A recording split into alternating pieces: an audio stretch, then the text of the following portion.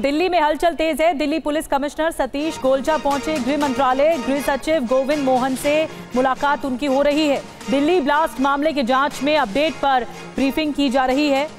अब दिल्ली ब्लास्ट मामले में भी कई परतें खुली हैं और जानकारी मिली है उमर के बारे में, आरोपी उमर के बारे में, इस आतंकी के बारे में, इसने कैसे अंजाम दिया इस साजिश को, पहले ये कहाँ गया और लोकेशन इसकी ट्रेस हुई है। उसके बाद कई सीसीटीवी भी सामने आए हैं। लेकिन इस बीच पुलिस के आला अधिकारी की ये मुलाकात बहुत अहम है। और देखिए जितेंद्र शर्मा इस वक्त हमारे साथ जुड़े हैं और ज्यादा जानकारी के साथ। जितेंद्र, क्या जानकारी है, क्योंकि गृह मंत्रालय पहुंचे हुए हैं दिल्ली पुलिस कमिश्नर?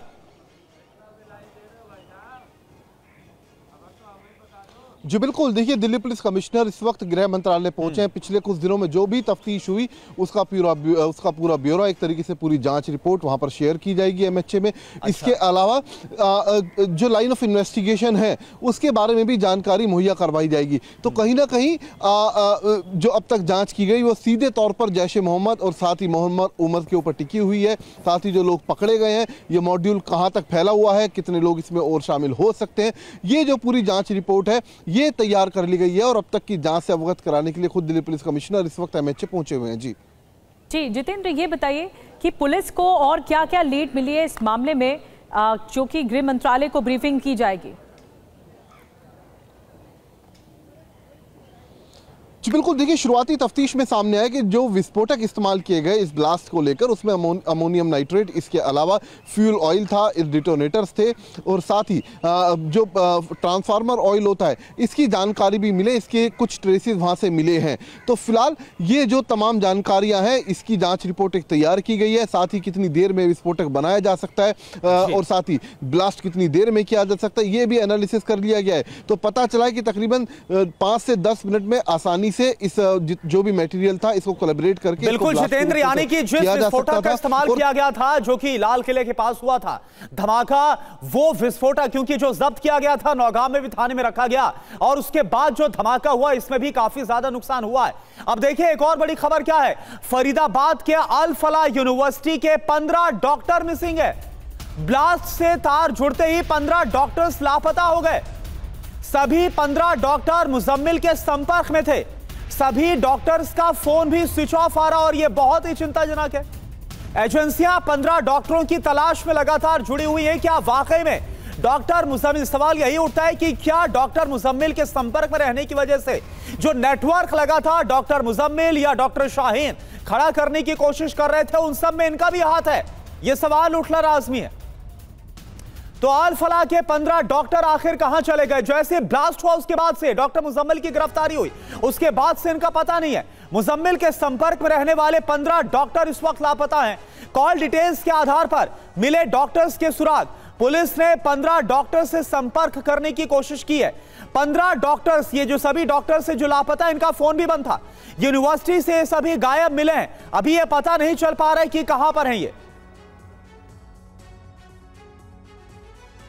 और अल फलाह के दिल्ली स्थित ट्रस्ट के दफ्तर पहुंची है दिल्ली क्राइम ब्रांच की टीम। इस वक्त एक और बड़ी खबर है, दिल्ली के जामिया नगर में है अल फलाह का दफ्तर, जो यहां पर ब्रांच है वहां पहुंची है। इससे पहले फरीदाबाद क्राइम ब्रांच भी इसी दफ्तर पहुंची थी। फरीदाबाद क्राइम ब्रांच कुछ डॉक्यूमेंट्स लेकर यहां से निकली थी।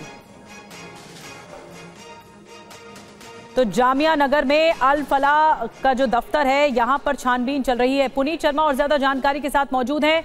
पुनीत, 15 डॉक्टर्स लापता है, कुछ उनकी जानकारी नहीं है।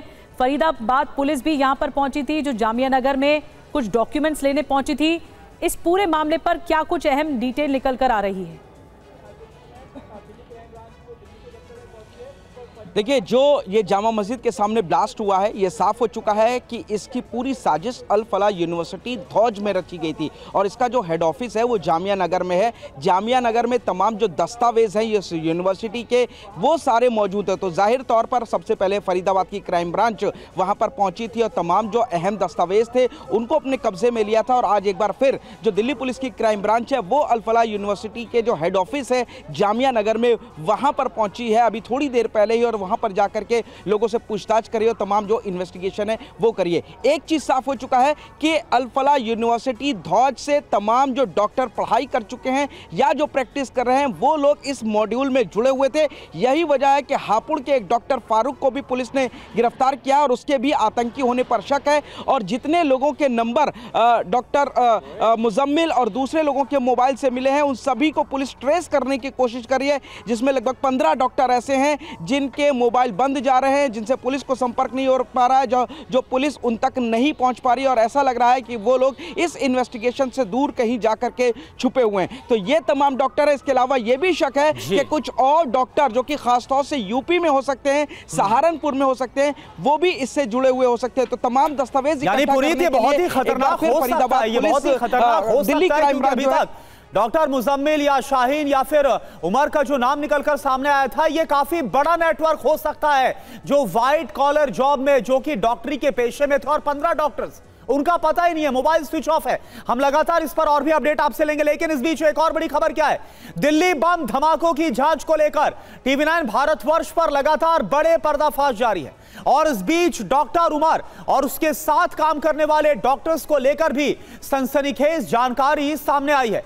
इस पूरे मामले में अल फलाह यूनिवर्सिटी और उसके डॉक्टर्स रेडार पर हैं। मतलब देश भर में आतंकवाद का डॉक्टर मॉडल यह चलाया जा रहा था।